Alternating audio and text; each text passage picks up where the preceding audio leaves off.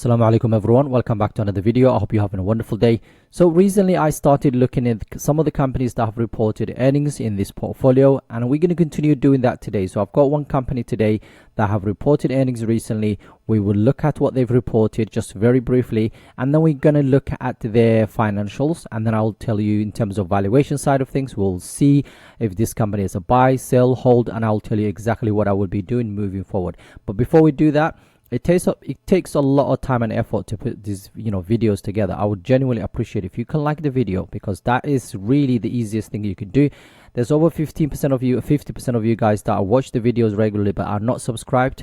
What are you waiting for? Subscribe to the channel, because genuinely it will help a lot more brothers and sisters. Okay, the more likes the videos get, inshallah, the more people we can reach, inshallah. That will be absolutely amazing. And of course, if you can join us on the Patreon account, where you get access to a lot of the buys, the sales, the Discord, the dividend trackers, and so on. And the fact that I normally share other extra things like there's recently I've shared 15 different companies that are undervalued and so on. I'm updating that tomorrow, inshallah. So yeah, there's a lot of little things that you can get your hands on, inshallah. So if you are interested in any of that, please join us at the Patreon account. If not, just join us on the this journey, inshallah. Join the community. Right, so the company we're talking about today is Salesforce. Salesforce reported their earnings recently, so this is what they've reported. I'm just going to go give you an overview. But before we do that, you can see here the rate when it comes to the rating summary. Seeking analysts, they're saying is a buy. Wall Street is a buy. Quant is also saying strong buy, which is very interesting. As you can see, a year to date is actually down almost to 4%, which is interesting. And now it's been this company has gone through a journey over the last few years, and I feel like this is becoming a very mature company, which is basically what I've always predicted. Now, in terms of total sales for that, basically Q2, this is what they've reported. Total sales, total revenue, if you like, it was 9.3. That was about 8% or year over year, which is quite nice to see. Subscription and support revenue was up about 9%. Current remaining performance obligations, which is the SaaS model, if you like, is over $26.5 billion. That's up about 10%. Total remaining performance obligation and was about 15%, and so on. So the operating margins was up, diluted earnings per share was up. So if we just focus on GAAP, everything looks absolutely fine. Operating cash basically was up about 10%, which is really interesting to see. Now, this company reports basically sells different, of course, products. They've got the sales side of things, they have the service side of things, they have the platform and others, and the marketing and commerce. And each one of these things, marketing and the commerce, basically each sector or each basically quarter, basically this has been going up, which is quite nice to see. This is 2024, so Q1 to Q4, and right now Q1 and Q2 for 2025. And as you can see, we are actually making, so basically, of course, it's slightly lower than what it was some of the quarters, but overall, okay, it is basically on the right trajectory. This is what we want to see as investors moving forward, inshallah. So that's just the kind of overview quickly, just to show you. And in fact, they actually did beat both top line and bottom line, which is absolutely fine. And they, of course, when it comes to guidelines for moving forward, they initiated basically slightly, I think it was about 7% year over year. So nothing absolutely to worry about when it comes to what they've reported recently. And so let's look at the rest of the information. So we got the current price of $252 per share. We got the EPS of $5.75, 245 billion market cap. So it's a huge company, and they have a wide economic moat. Current beta is slightly higher than basically 1, and current PE is 44. So you might be thinking this is really expensive, but when you look at the forward PE, okay, it's 25, and the 5-year average is actually 44. So it's kind of trading where it has been over the last 5 years. Price to free cash flow right now, we're looking at about 21. Their sector, when it comes to the PE, is about 24 right now. The S&P 500 about 27, I think, right now. Now the company started paying dividends, so I'm not gonna worry about the growth of the dividends, because they've only started recently. But they pay 0.32% of dividend, of the basically 80p or 80 cents for every share of this company that you own. Free cash flow right now over $11 billion. Free cash flow compound annual growth rates for the last 5 years, we're looking at about 28%, which is absolutely huge. Free cash flow yield right now 5%, and free cash flow margin of 32%. So really, really good when it comes to all of these things.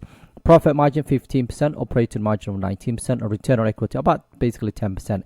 Now, same goes for return on invested capital, and the net income for the last 5 years, the compounding is about 36%. Now, total return in the last also 10 years has been about 16%, which is absolutely good. Revenue side of things, compound annual growth rate for the last 5 years, we're looking at about 21%. Same goes for EPS, about 26%, and current ratio just below 1. And the fact that they slightly have that means basically current liabilities is slightly higher than current assets. That's the only thing. Now, in terms of what basically this analysts are predicting, growth estimate for the next year is about 10%. The next 5 years per annum, they're expecting about 16% growth. So every single year, they're expecting the earnings to grow about 16%, which is absolutely huge. Now, if you go back here and just go in here for earnings expectations, you'll see this year is about 27%, 20 to 25, and then 20, because they already started 2025. They've already done 2 quarters, I think. Basically, in 2026 we're looking at about 10%, and then again 14%. When it comes to revenue, we're looking at about 8%, 9%, 10%, 9, another 10, 9%. So this is what I mean. Basically, this company is no longer that high growth company. It's starting to become a mature company.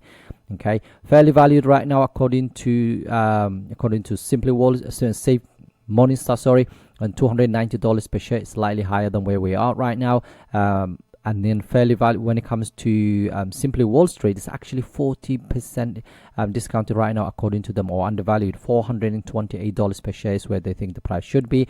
Now, tip rank is actually saying the 304. Seeking Alpha, $303 per share. So all of them kind of agree either is undervalued right now or basically fairly valued, which is very interesting. Now, Sharia compliance side of things, absolutely nothing to worry about. They have been, of course, diluting the shares because this is still they started to buy back their own shares recently. I can't remember how much they said, but I think it might have been $10 billion or whatever. They said they will buy back their own shares and stuff, which is quite good. But over the last few years, they have been diluting because they've been growing, and that business, of course. I want to look at a couple of more things in terms of revenue side of things. So if we click the income in statement, and we are looking for the total revenue here from $5.3 billion to right now $36.4 billion within a space of basically 10 years, which is absolutely huge. And check this out. Okay, that's how much they're spending every single year to make basically about 36. So they spend about $8.6 billion. Okay, total basically revenue was $36.4 billion. Basically, gross profit of $27.8 billion. This is why I love this type of businesses, because they don't have that much overheads. Okay, they don't spend a lot of money making this type of software. Okay, it's mainly updates and just kind of AIs and all of that stuff. So they have, of course, paid some taxes, and they've actually used to be quite a bit, $15 billion basically, of $16 billion of sales and general admins. So basically, this is more like a marketing, if you like. This is the research and development. So that total was about basically $21 billion. And that net income is $5.6 billion. And now if we go back here, what you would notice is the free cash flow here that we've just seen of $11 billion, which is absolutely huge. Now, in terms of we just want to check that current liability against the current asset. So the total current asset, we're looking at about $21.8 billion.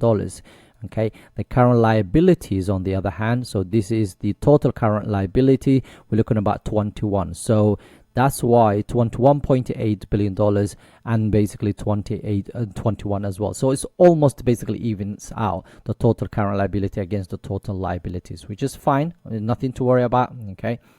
And now looking at some valuations for this company. As you can see here, we've got Morningstar valuation, we got Seeking Alpha, we got Simply Wall Street, and then we added basically discounted cash flow model. All of that has given us about $330 per share on average, and current basically stock price is $252. That's about 31% upside from where we are. Again, remember, as this guy's a little bit more, I would say, bullish on this company. I would definitely say about $290 to $300 per share is basically where I think it should be, and that's basically what I've got for the discounted cash flow model. So all of that gives us about 31%. So you might say this is a very volatile company. I need about 20% moving forward. So $264 per share is basically what you would pay. Then you might say, do you know what, I really like the company, or maybe they're not as volatile or as risky, and that will be about up to $280 per share. Right now it's about $250. So even if you say that 20%, you'll still buy it basically slightly higher than what the current price is, basically, which is $250 per share right now. So it is generally a really good company overall. They are still growing. The fact that we've already seen that. Okay, in terms of now, when you look at these valuations, they all agree. Quant is actually saying it's a strong buy, which is very interesting because normally you don't see that. So yeah, that's the company that I wanted to share with you guys. If you're enjoying this type of content, please join us on the Patreon account. And finally, I just want to show you how many shares of this company that I own, just to be honest and transparent with you guys. I'm up about 5.5%. This is about less than £2,000. So what am I doing? I will be buying more, inshallah. So if right now my average is about $230 per share. Right now it's about $250. I'm hoping that in the next few weeks it doesn't move, or if it moves down, inshallah. And if that happens, I will be buying a bit more, because I need to accumulate maybe another 10 to 15 shares, inshallah, overall. Anyway, that's what I wanted to share with you guys. Have a wonderful day. Assalamu Alaikum.